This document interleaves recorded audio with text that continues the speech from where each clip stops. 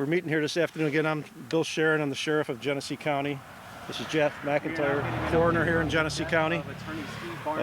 Just to give you a quick update on where we are with the plane crash that occurred on Friday. First of all, our condolences to the families of Steve and Elizabeth Barnes. Our hearts and sympathy go out to them. The FAA has been on site here since Friday afternoon.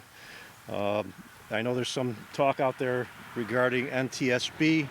They are not on the scene. However, the FAA is acting in their place. And the aircraft recovery arrived yesterday afternoon. Much of the aircraft that was in the surrounding area has been recovered and is going to be shipped to Tennessee for further examination by NTSB. Right now we are working on the crater area in which the impact area from the aircraft. The water table at that site is quite high, so we're dealing with that. The excavation is ongoing. We hope to have the remainder of the aircraft removed probably within the next 2 days. I have to say that we have located some human remains. We're confident this time that the individuals that were on the plane were Stephen and Elizabeth. And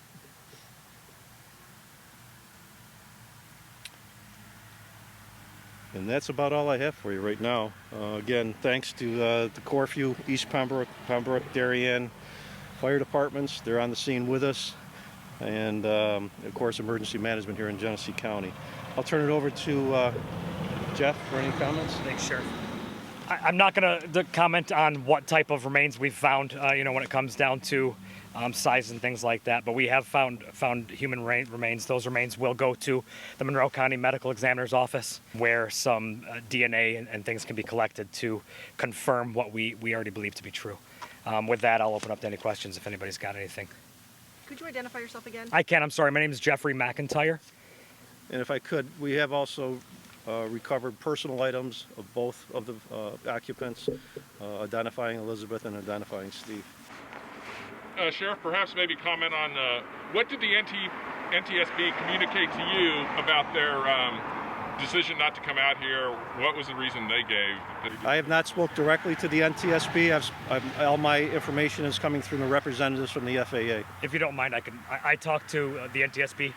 I was able to talk to the GO team out of DC, and she said the reality is because of COVID and things like that. But what they did is they did in fact make the FAA part of, in essence, agents acting for them. So, there's been talk about the NTSB not here investigating. The reality is it's still being investigated as if the NTSB was here anyway. What's being done back here is identical to what the NTSB would be doing. Are there any differences, though, with the NTSB not being here? Obviously, they lose some out at personnel, but is there anything procedurally that's different from you guys versus them? No, for me, absolutely nothing's different. Again, the FAA, I would merely just have another person standing back there. I've got the FAA just kind of overwatching everything that we do. What the FAA is doing is every time we pull out a piece of aircraft, they're looking to see if it's something that they are trying to, that it's maybe some sort of factor that could see if they're, what happened with the aircraft. But other than that, the NTSB would just be standing there doing the exact same thing the FAA is. And I'm not trying to lessen anybody's job by any means.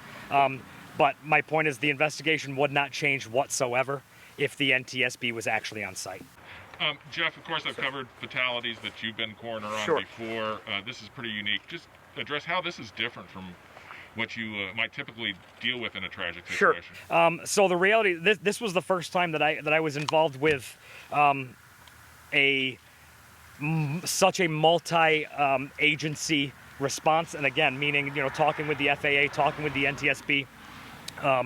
And working hand in hand with the sheriff's office, with the emergency manager's office. I've got a chief coroner out of Orleans County. I've got a forensic pathologist back there. I've got probably 3 or 4 different coroners on location here, to be honest with you. So just the pure aspect of how big this investigation is, that's really the unique part. To say that anything is being done with the investigation different than it would at a car accident or a house fire. It's not. It's being investigated as thoroughly as it would be any other time. You mentioned the conditions earlier, water table, mud. Sure. Could you describe what it's like back there? How deep is it? Or... Sure. So, go ahead. Yeah. Yeah, right now we're dealing with the impact site. And the best way to describe it is when that plane hit the ground, it literally burrowed itself into the ground. We're probably about 10 feet into the ground right now. Some reports are that when something like that hits the ground, the mud or the earth is lifted up, the plane goes in and the earth comes back down on it. So, and that's indicative of some of the things we're seeing with trees, with mud splatters and so forth. So right now, we still have a ways to go to get the whole aircraft out of there. I know it was described as being a crater on Friday down there. You mentioned 10 feet down. I mean, were the human remains buried under dirt? I mean, could you describe just, I guess, how difficult it is to try to find, Sure. the people down there? So the reality is my team got on site about 2:30 yesterday. And we did start to peel back some of the dirt and debris and stuff. We didn't get anything yesterday. The reality is today, probably maybe an hour in, we finally found our first piece of human remains. And we're just trying to it's very muddy back there. So it's kind of hard differentiating between human remains and actually remains of the aircraft. How has the weather impacted you mentioned the mud and Sure. Well, to be honest with you, with the Corfu Fire Department, East Pembroke Fire Department, and the Genesee County Emergency Management, they've been awesome in getting pumps back there, because we have to pump water out there, because as soon as we take some stuff out of the hole, it fills right back in with water. And obviously you can understand how that does hinder the investigation. So those guys have been key in essence trying to keep that hole from filling with water. But as for the weather, it's really been of no concern. This has got to be a really emotional situation for you and everybody back there. Just describe, kind of what this means to you guys and how you're dealing with it. Sure. I think with any fatality, it obviously hits home different for some people than others. But honestly, I'm just here trying to make sure that the Barnes family gets the closure that they need, and I can't speak for anybody else back there, to be honest with you. It's a very humbling experience to have this many people come together in this recovery effort. So I'm very thankful, especially for the sheriff and the support that he's given my office. Are you able to say at this time, what led to the crash? Oh, I can't comment on that at all. Yeah, I don't. The reality is I don't have anything to do with the actual aircraft. That's strictly the FAA? The FAA's, yeah, that's That will be the FAA and NTSB. And in this investigation, the final determination, I've been told, could take up to a year. Obviously, if they find the cause sooner than that, they'll be released. But we're probably going to be out here another 24 to 48 hours. Is that something you think the agencies will communicate to your office once there is closure? Oh, absolutely, absolutely, absolutely. And again, as far as the scene back there, these individuals that have stepped up, the volunteers, it's incredible.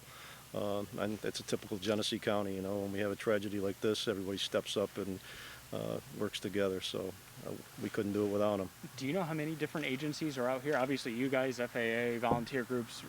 How many agencies? Who are they? So if I talk just about my team, again, I've got a chief coroner out of Orleans County. I've got a coroner and forensic anthropologist out of Wyoming County. I do have 2 other Genesee County coroners on scene. Let's see. I do have one of my team members was involved in 9/11, was involved in Katrina, and was involved in Egypt Air, whatever flight that was, I don't remember. And then the Clarence 3407.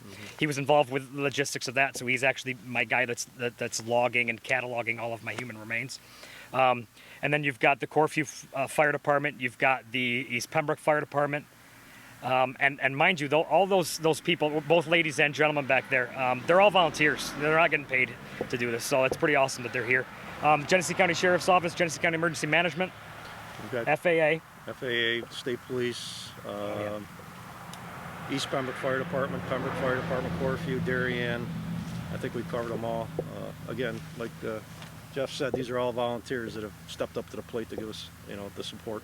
And I'm not saying that we didn't miss any organization. There might be somebody else back there, but unfortunately, there's a lot of moving parts with this. Do you remain confident that Steve and Elizabeth were the only individuals on the plane? Absolutely. I am confident. Yeah. Can you tell us a little bit about the positioning of the plane? You said it burrowed itself into the ground. So, like, what was the positioning of the plane when you found it? Like, it's tail up in the air. Was there any fire? I'll give that to the involved? sheriff. The position of the plane is that it's in pieces. There is no one intact plane. This thing burrowed into the ground, and as it hit the ground, it disintegrated, basically. Did it look like there was any fire, or did it just kind of flatten out and just break up because of the impact? That's still being looked at. I can't say for certain there was a fire. When did you restart your investigation this morning, or have you been going through the night, and how long will you continue today? You restarted at about 8 o'clock this morning. You mentioned that the FAA is taking the place of the NTSB. However, Congressman Higgins and Congressman Jacobs are calling for the NTSB to send representatives here. Do you believe that's a necessary measure? I don't believe it's necessary at this time. I've been speaking with the FAA members back there, and we're so far into the process now that, like Jeff said, it would just be another body back there that's observing what's being taken out and deciding what needs to go for analysis and what isn't. I appreciate everybody's concern about that, but I think we're in pretty good hands. And if I could comment on that as well, the FAA is going to have the same authority to make calls and stuff as the NTSB anyway, so it's not like we are not getting the support that we need just because the NTSB is not here, if that makes any sense. On a typical crash scene, they work hand in hand.